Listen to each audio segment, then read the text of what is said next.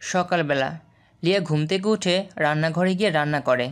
কাজের মানুষ তো সবাই অবাক, কারণ লিয়া সবাইকে কাজ করতে দিচ্ছেই না, সে নিজেই সব করে নিচ্ছে। ফারহান আর মনির ঘুম থেকে উঠে নিচে এসে দেখে লিয়া খাবার দিয়ে টেবিলটাকে সাজাচ্ছে।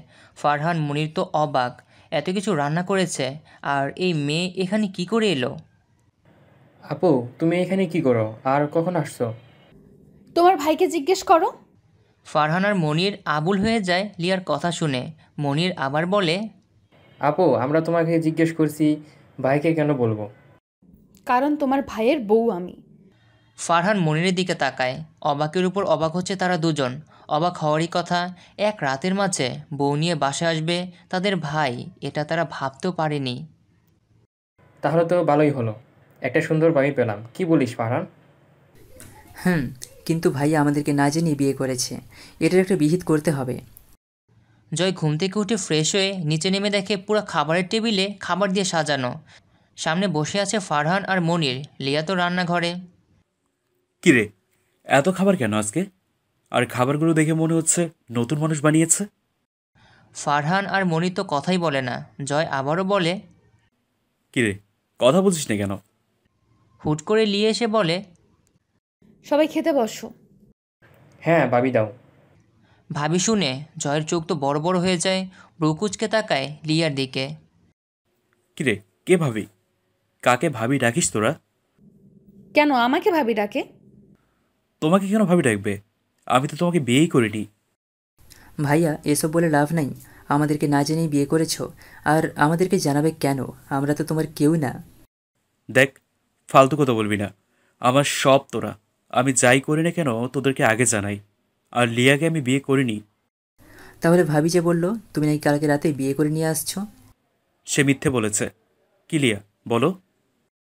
না, আমি মিথ্যা বলি নাই। আমি তোমার বউ। জয় লিয়ার দিকে তাকিয়ে রাগী লুক নিয়ে তাকায়। ফারহান মনির হালকা কিছু খেয়ে উপরে চলে যায়।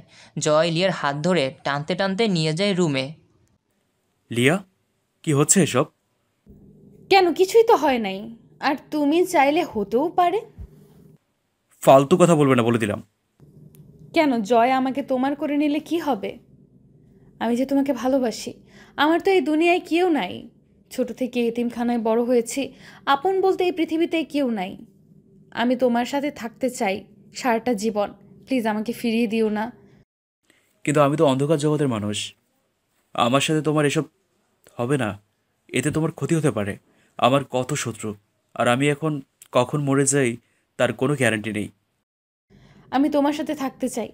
চলো না আমরা অনেক দূরে চলে যাই, যেখানে থাকবে না কোনো শত্রু, থাকবে শুধু তোমার আমার পবিত্র ভালোবাসা। জয় রুম থেকে বের হয়ে যায়। বের হবার সময় দরজার পেছনে ফারহান মনিরকে দেখে। তারাও এই কথাগুলো শুনে ফেলে। চুপ করে নিচে চেয়ে চলে যায় ফারহান আর মনির। জয় বাসা থেকে বের হয়ে রাস্তায় চলে যায়। চারদিকে মানুষের হইচই, নাই কোনো নীরবতা। লিয়া, আমি যে তোমাকে ভালোবাসি, কিন্তু আমি যে তোমাকে মেনে নিতে পারবো না। আমার জীবনের সাথে তোমার জীবনটা জড়াতে চাই না। আমি মৃত্যুর দরজায় থাকি সবসময়। কখন কোন দিক দিয়ে পিস্তলের আগুনে গরম গুলি এসে লেগে মরে পড়ে থাকি তার কোনো গ্যারান্টি নেই। এই পথে যে একবার আসে সে সহজে এই পথ থেকে সরে যেতে পারে না। জয় এসব ভাবতে ভাবতেই চলে আসে ক্লাবে। মন খারাপ হলেই ক্লাব তার সব। মদ হাতে কষ্ট দূরে, মদ হাতে নাই তো সব কষ্ট সাথে। রাত 11টা বেজে 13 মিনিট। রাস্তা ফাঁকা, ল্যাম্পপোস্টের আলো চারদিকে ছড়িয়ে পড়েছে। মুখে সিগারেটের বিষাক্ত ধোঁয়া, হাতে মদের বোতল। শার্টের বুকের একটা বুতাম খোলা, ঠোঁট বেয়ে মদের কেমিক্যাল লেপ্টে পড়ছে। ড্রাঙ্ক হয়ে রাস্তা দিয়ে হাঁটতে ব্যস্ত জয়। চারদিকটা এতটাই নীরবতা যে রাস্তায় কুকুরটাও আজকে নেই। নাই কোনো কুকুরের ডাক। হুট করেই সামনে হুইল চেয়ারে আরশাফুল এসে বলে, কুত্তার বাচ্চা, তোকে আজকে একবারে শেষ করে দেব। আমার বাবাকে মেরেছিস, আমার জীবন থেকে বাবা নামক জিনিসটা কেড়ে নিয়েছিস। আজকে তোকে শেষ না করে বাসায় ফিরবো না। তুই মারবি আমাকে? তোর তো এক পা কবরে। আর হুইল চেয়ারে বসে থেকে জীবন শেষ তোর, আর এই অবস্থায় আমাকে মারবি? এই কথা বলার সাথে সাথে জয়ের পেছন থেকে মাথায় রড দিয়ে বাড়ি দেয়। জয় মাথায় হাত দিয়ে বসে পড়ে মাটিতে। গড়গড় করে রক্ত বের হচ্ছে মাথা থেকে। চোখ ঝাপসা হয়ে আসছে জয়ের। জয় ঝাপসা চোখে পেছনে তাকিয়ে দেখি তো অবাক। তার পৃথিবীটা যেন অন্ধকার হয়ে আসছে। কাছের মানুষ এতটা বেইমানি করবে ভাবতেও পারেনি জয়। বিপদে আপদে আশেপাশে থেকেছে যার, আর সেই কিনে বেইমানি করলো। বেশিরভাগ আপন মানুষরাই বেইমানি করে। যাকে জীবনের থেকে বেশি বিশ্বাস করি আমরা, দিন শেষে সেই বিশ্বাসঘাতকতা করে। পর মানুষ বেইমানি করে না, বেইমানি করলে আপন মানুষই করে। দেশটা এমন হয়েছে যে নিজের ভাইকেও বিশ্বাস করতে কষ্ট হয়। এক কথায় বলা যায়, টাকার কাছে সবাই নিচু। টাকাই দুনিয়ার সব কিছু। টাকার জন্য মানুষ অনেক কিছুই করতে পারে। রাত 12টা।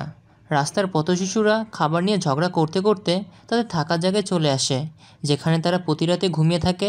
পথশিশুদের রাতের জায়গা আর দিনের জায়গা এক। এই সুমন, সামনে কি রে? দেখ না, ওটা কি মানুষের মতো লাগতেছে? তুই যা, আমার ডর করে। জিনপুত হবে মনে হয়। দূর, তুই খাবার নিয়ে তো ঠিকই কাজে লাগাতে পারস। আরে চল তো আগে দেখি কি এটা। পথশিশুরা সামনে এগিয়ে যায়। সামনে যেতেই সুমন ছেলেটা বলে, এই শিশি, দেখ না, এটা তো ওই দিনের সেই ভাইয়াটা আমাদেরকে যে অনেকগুলো টাকা দিয়েছে, আবার একদিন খাইয়েছে। কি বলতাছস তুই? আরে হ বেটা। তারা তিনজনে জয়কে দেখে অবাক হয়ে যায়। তারা ভয় পেয়ে যায়, কারণ রক্তের জায়গাটা লাল হয়ে গেছে। রক্ত দেখলে যে কেউই ভয় পায়। ভাই, তোরা তাড়াতাড়ি ধর, ভাইয়াকে নিয়ে যেতে হবে হসপিটালে। হ্যাঁ ধর, এই সময় না, ধর বেটা। তারা তিনজন জয়কে নিয়ে যায় হাসপাতালে। এত রাতে হাসপাতাল খোলা থাকবে কিনা সন্দেহ। বেশি দূরে যেতে হয়নি, একটু দূরেই একটা বড় হাসপাতাল আছে, সেখানে নিয়ে যায় তারা। শিশি বলে, স্যার, এই ভাইয়াকে দেখেন তাড়াতাড়ি। কিন্তু এত রাতে কিভাবে দেখবো? হাসপাতালের কাজ শেষ তো। স্যার, আপনার পায়ে ধরি, ভাইয়াকে দেখেন। আমরা রাস্তায় থাকি, কিন্তু এই ভাইয়া আমাদেরকে অনেক আদর করে, আমাদেরকে রাস্তায় পেলে হোটেলে নিয়ে খাওয়ায়। আপনার পায়ে ধরি, দেখেন। কিন্তু কিভাবে এমন হলো? আমরা জানি না। আমরা রাস্তায় ঘুমাইতে যাই, পরে দেখি একটু দূরে এই ভাইয়া রক্তাক্ত শরীরে পড়ে আছে। পরে আমরা নিয়ে আসছি। ওকে, তোমরা এখানে দাঁড়াও। এই নার্স, এদিকে আসো তো। এই পেশেন্টকে ভেতরে নিয়ে যাও। পথশিশুরা বাইরে বসে আছে। প্রায় 3 ঘন্টা চলে যায়। 3 ঘন্টা পরে ডাক্তার বের হয় ভিতর থেকে। ডাক্তার বের হয়ে দেখে তারা তিনজন জেগে বসে আছে। ডাক্তারও ভাবে, একটা মানুষের জন্য এতটা মায়া থাকতে পারে, তাদেরকে না দেখলে বুঝতামই না। স্যার, ভাইয়া কেমন আছে এখন? অনেক ভালো আছে। তোমরা গিয়ে ওই পাশের কেবিনে শুয়ে পড়ো। তারা চলে যায় কেবিনে। ডক্টর জয়ের পকেট থেকে ফোন বের করে প্রথম নাম্বারটায় কল দেয়। জয়, তুমি কোথায়? বাসায় আসলে না কেন? কিছু হয় নাই তো তোমার? কথা বলো না প্লিজ। আপনি কি হন জয়ের? জি, আমি তার স্ত্রী। আপনি কে বলছেন? আমার জয় কোথায়? দেখেন, সে এখন হাসপাতালে। একটু আগে তার মাথার অপারেশন হয়েছে, এখন বিপদমুক্ত। কি বলছেন আপনি? কোন হসপিটাল বলেন আমাকে, প্লিজ বলেন তাড়াতাড়ি। চলে আসেন। আবু, কি হয়েছে ভাইয়ার? তোমার কেমন লাগছে কেন বলো? জয় হসপিটালে আছে। এইটুকু বলি লিয়া, তারপর বের হয় বাসা থেকে। লিয়ার পেছনে ফারহান মনির। হাসপাতালে যেতে যেতে ফজরের আজান হয়ে যায়। হাসপাতালে গিয়ে দেখে একটা কেবিনের লাইট জ্বালানো। লিয়া, ফারহান, মনির দৌড়ে যায়। ডাক্তার, আমার জয় কোথায়? তার কি হয়েছে বলুন। সে হসপিটালে কেন? কোথায় আমার জয়? প্লিজ আপনি শান্ত হন। উনি এখন বিপদমুক্ত আছে। সকাল হলে জ্ঞান আসবে। এখন ইঞ্জেকশন দেওয়া হয়েছে।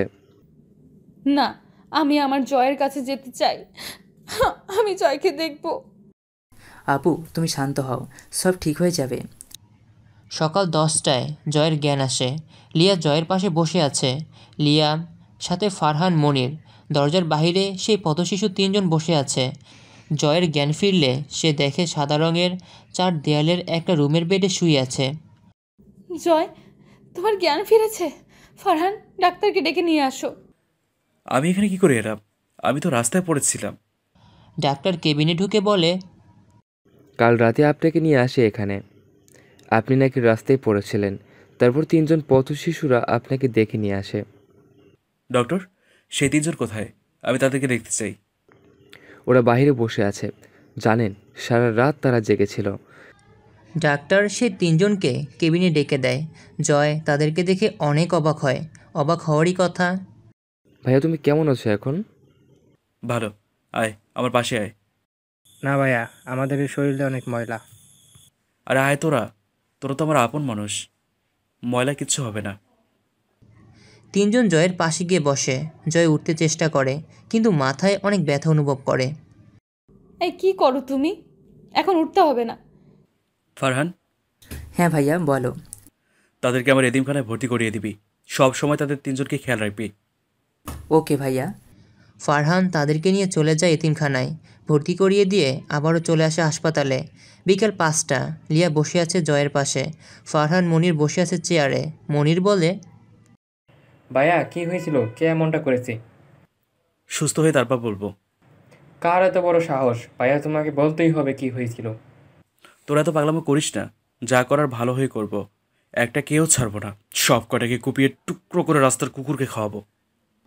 চারদিকে নাচ গান, মদের আড্ডা, লাল লাইটে ছড়াছড়ি চারপাশ। সাউন্ডের বক্সের শব্দে কান ফেটে যাচ্ছে। গ্লাসে মদ, হাতে সিগারেট। বসে আছে সামনে হুইল চেয়ারে আশরাফুল, সাথে আরও কয়েকজন। মিনিস্টার, ধন্যবাদ আপনাকে। কি চাই বলেন?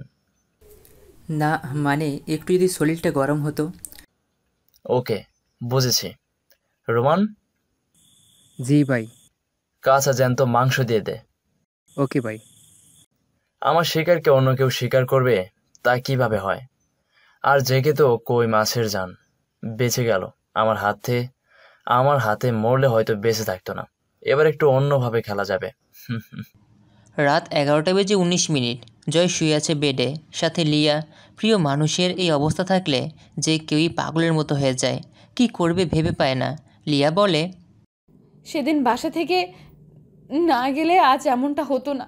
কিসের এত রাগ তোমার? হ্যাঁ, মন চাচ্ছে গলা টিপে মেরে ফেলি। মারতে পারবে আমাকে? হ্যাঁ পারবো, 100 বার পারবো। তাহলে বসে আছো কেন? মেরে ফেলো।